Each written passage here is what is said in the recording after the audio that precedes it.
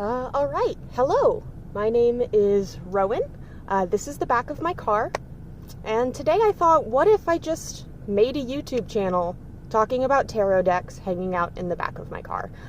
This is definitionally an impulse creation of mine, so welcome.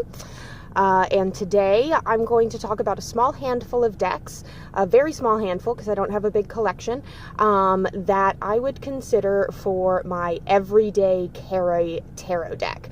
So this is a tag that was started by, I believe, Annette over at Project Refined Life. But I often get her and Marlena Teresa confused because they both have such soothing voices. So it could have been either one of them. Either way, I'm going to link it down below so that you can see the original video. I don't want to keep you too long, so let's just go ahead and get started. We'll start off with decks that would be a good contender for everyday carry. They're not my personal, what I prefer to call, I like the term daily driver better. It's one that I'm more familiar with, but everyday carry works too. But let's start with one that is straight to the point. This, you're going to have to forgive the cat hair. It's on everything because I have cats. So this deck right here is the Bianco Nero Tarot. So this was technically my learning deck. This was not the first deck that I ever had, but it was the one that I learned tarot on. And this deck is, obviously it's in black and white, so it's very cut and dry with the way that it reads. It's also, as you can see, a Rider-Waite-Smith clone. So not only is it cut and dry because of the black and white, but it's very easy to interpret because everything in this deck, the symbolism is all there for you. You don't need to dig around to try to figure it out. You don't need to remember numerology. The symbolism is right here on the cards. The only thing you're missing is color. And so this is a really good, quick answer. It's one that I would use to read for other people. It's one that's on the smaller side of things. It has a really good little white book, which I also keep here in the bag with the deck. So the little white book, like it's really... It's a small guy, little white book, but I really enjoy this little white book. I think it's got great breakdowns, keywords, and descriptions. So this is one of my choices for if I had to choose a deck other than the one that I actively use for my everyday carry. The Bianco Nero is one that is up there for me, and that's a US Games deck. Another choice that would be an easy reader, but, so the Bianco Nero I don't bring with me because it doesn't have color, and I like color. So an alternative to the Bianco Nero that is a Rider-Waite-Smith clone, but brings the color, would be the Modern Witch Tarot. Now, this one is from Liminal 11, and as you can see, it has a huge box. I'm sure everyone is familiar with this deck by now. I'm not the first to talk about it, but it's huge. It is a chonker of a deck. It's normal size as far as the dimensions of the card themselves, like the cards themselves go, but the card stock is enormous. I think this is something ridiculous like 400 GSM, and on top of that, it's laminated with a glossy finish, so it's really easy to shuffle, really easy to spread out. Well, I say it's easy to shuffle. It's hypothetically easy to shuffle. If you can fit your hands around this behemoth of a deck, it's easy to shuffle because of that glossy finish. But because it's a laminate, it makes the card even thicker. They don't really bend a whole lot because they are so sturdy. But that's the Modern Witch Tarot deck by Lisa Sterle from Liminal 11. And the reason I would not carry this one around, even though it's an easy peasy reader, is because it's just so dang big and it's difficult to shuffle. So that's going to be a no for me. Let's see. Here's one that for a little while was my everyday carry just because it was new and I was obsessed with it. I have it in this gorgeous duochromatic velvet bag that I made. I got the fabric for this from a pair of pants that I thrifted.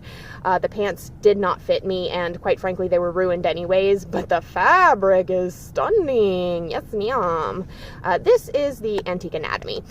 This was originally a indie deck, but I have the mass market version. Here are the faces. So this deck is Bones and Botanicals, as Danny at Danny Mystic puts it. It is flowers, it is anatomical drawings, it is like these here, obviously these aren't anatomical, but they are reminiscent of old school Grey's Anatomy style anatomical drawings. And you don't see any people in this deck. It is a pip deck, which means that the minors do not have these pretty scenes that the Rider-Waite-Smith ones do that spell out the card meaning. Instead, it's just got 1, 2, 3, 4, 5, 6 coins to say that it is the 6 of coins. So you have to be a little bit more numerological when you read with this deck, and that's actually something that I like about it.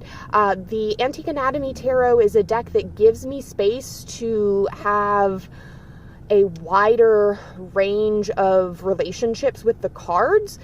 The reason this would not be an everyday carry for me, one, it's a little bit more difficult to read. I have to sit there and think about the answers as they come up. And I like doing that. I feel like it gives me a better relationship to the reading that I have. But this deck shuffles terribly. I don't know why I put it away. Let me take it out and show you how chunky, and I mean, we're in the back of my car here, so it's going to be a chunky shuffle no matter what, but let me just show you. Maybe you can hear. Look, it didn't even shuffle. Ugh, I hate trying to shuffle this deck. Let's try one more time. Let's see if we can get a good shuffle. Okay, that wasn't bad, but oh, it kind of was bad. Here at the end, they didn't integrate. They kind of laid on top of each other, and then when you look at it, it's chunky. Like it's chunky. It's not shuffling, it's not integrating well. So this one is a pain in the butt, and as much as I love the deck and I love reading with it, I don't love using it. So this one would not be my everyday carry, personally. But along that same line, or along the same lines as the Antique Anatomy, is my final choice for an everyday carry that's not my everyday carry, my final alternative, if you will. And that, it's in this little bag here. I was about to take it out. All of these bags I made myself. I don't mean to toot my own horn, but I made all of these bags myself. They look like crap because I'm not a seamstress yet. So this deck here is the Tattoo Tarot Ink and Intuition. This is another mass market deck. All of my everyday carry options are mass market decks just because I wouldn't want to carry an indie deck around and run the risk of damaging it and then having to pay exorbitant prices to replace it. So the Tattoo Tarot Ink and Intuition is beautiful. It is very similar to our last option in that it is a pip deck, so it's not going to have scenic minors. It's all going to be just wands, just cups, but we do have Rider-Waite-Smith or even Marseille style drawings for the major arcana. So this one is a little bit easier to read with than the Antique Anatomy. The reason that I would not take this one with me is very similar to the Liminal 11's Modern Witch Tarot. It's just a little bit too big.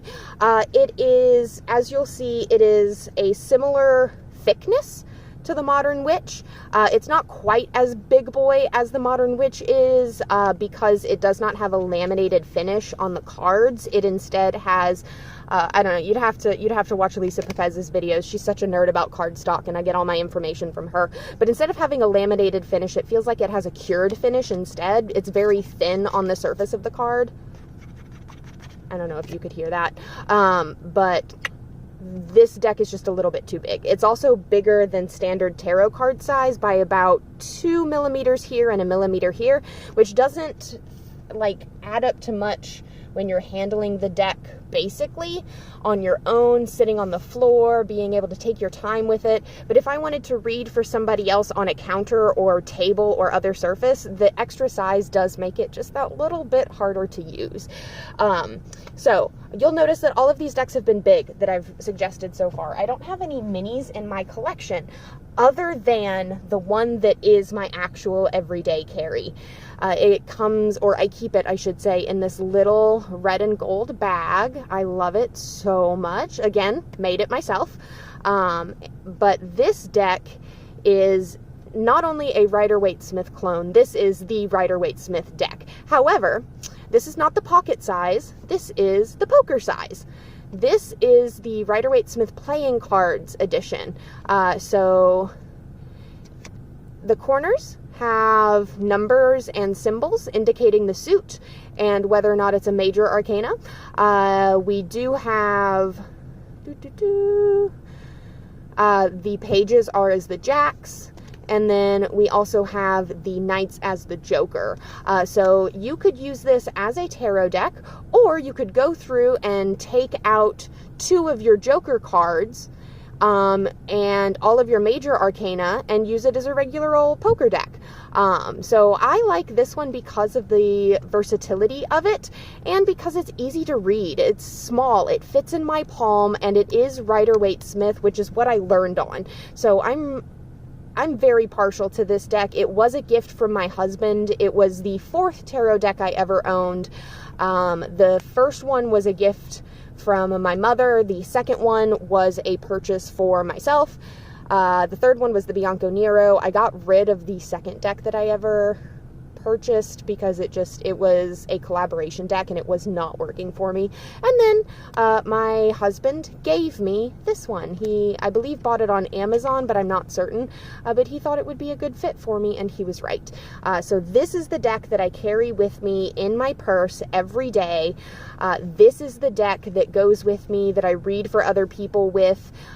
If I have not brought any other decks, this is my default out and about deck. I love it. I love it so much. It's very cutesy, and I have to confess I would still bring another deck. Even though this is the one that lives in my bag all of the time, I would still probably bring another deck that's one of the ones that I'm currently working with, just because I am an overpacker chronically. That's something you should know about me, is that I always bring too much to the function.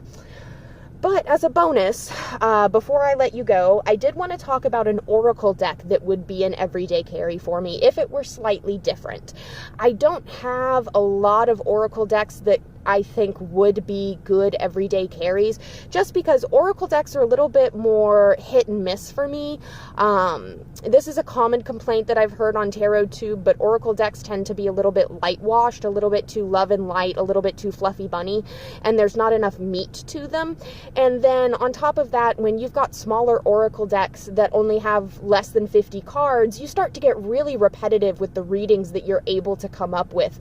And so everything starts to be about kindness. Everything starts to be about greatness. And it's like there's only so much that you can work with those prompts. So there is a few criteria for an everyday carry for me for an oracle deck.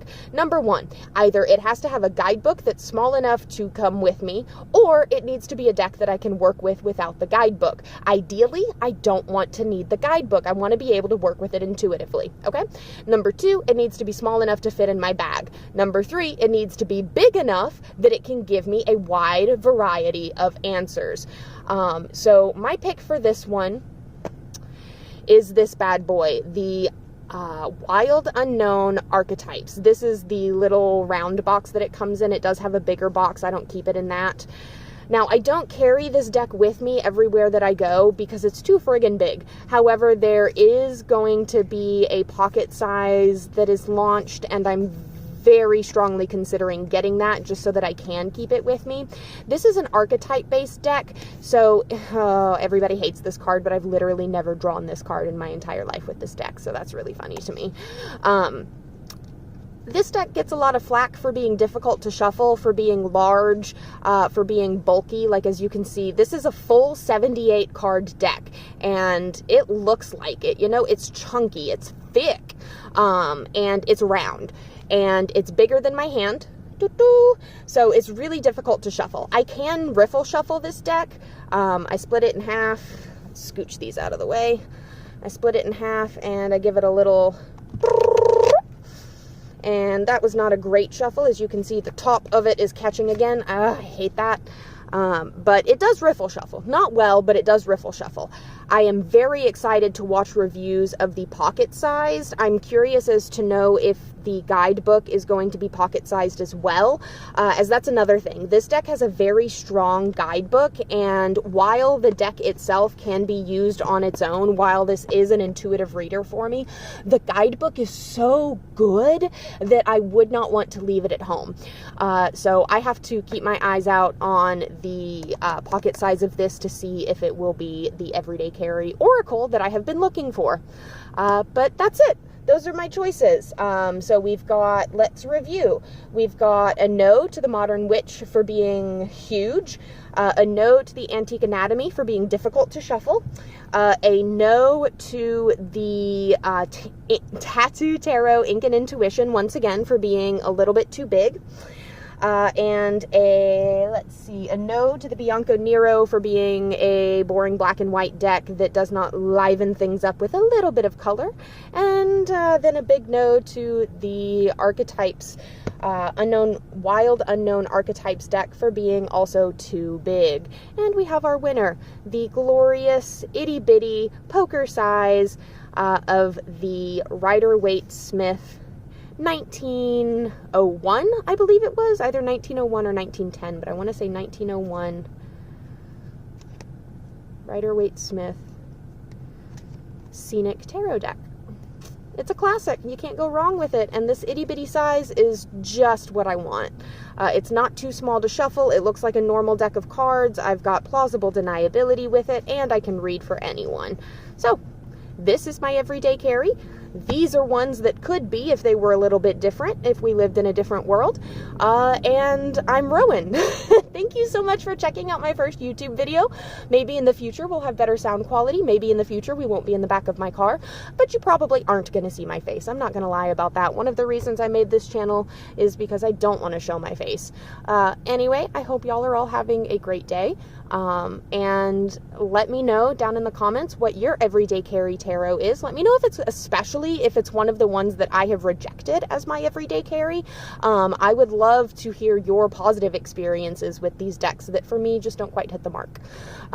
I hope you're having a beautiful day, and I'll see you next time. We're probably going to do a whole lot of tarot tags, so stick with it to see those. Mwah! Bye!